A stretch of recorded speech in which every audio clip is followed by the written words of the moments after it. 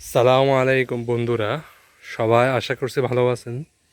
তো প্রথমবারের মতো আমরা আমাদের বরবটি হারভেস্ট করতেছি, যদিও পরিমাণটা অত বেশি না।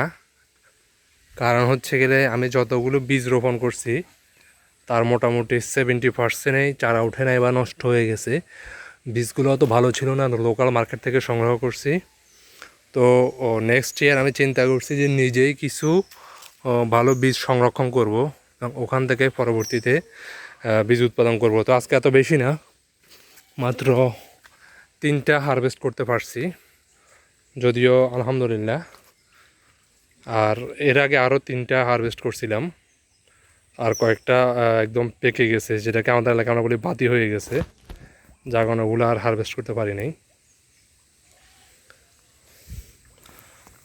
আর এখানে দেখতে পাচ্ছেন মাছকে খাবার দিচ্ছে, আর আমি পাহারা দিচ্ছি কোনো সাপ আসে কিনা, কারণ সাপে মাছ খেয়ে ফেলে। সাপ, বক, যদিও মাছরাঙা, বক মাছগুলো একটু মোটামুটি আলহামদুলিল্লাহ বড় হওয়ার কারণে মাছরাঙা অত বেশি ডিস্টার্ব করে না, কিন্তু ছোটো থাকতে অনেক ডিস্টার্ব করতো। আর আমার ঝিঙ্গা গাছের অবস্থা দেখেন, বৃষ্টিতে এই পাটটাও ভেঙে গেছে এবং আরও ভাঙবে। এই যে দেখছেন ঝিঙ্গা গাছের এই মোচাটাতে সবচেয়ে বেশি গাছ উঠছে, সবচেয়ে বেশি এই মোচাটাতে। অন্য মোচাগুলোর অনেক গাছ নষ্ট হয়ে গেছে, কিন্তু এই মোচাটাই ভেঙে গেছে। এখন এই যে কী ফুল ধরছে দেখেন, মাশাল্লাহ। কিন্তু এই ফুলগুলো থেকে গাছটা ভেঙে যাওয়ার কারণে বেশিরভাগ ফুল ঝরে পড়ে যাচ্ছে। এই যে দেখছেন, এই একটা ফুল পড়ে গেছে, ওই ফুলগুলো সব ঝরে পড়ে গেছে। অর্থাৎ পুরো পরিশ্রমটাই বৃথা যাচ্ছে এখানে। এই মাচাটা এখনও আছে, তবে তার অবস্থাও খারাপ হয়েছে, এখানে একটা গর্ত হয়ে গেছে বৃষ্টিতে।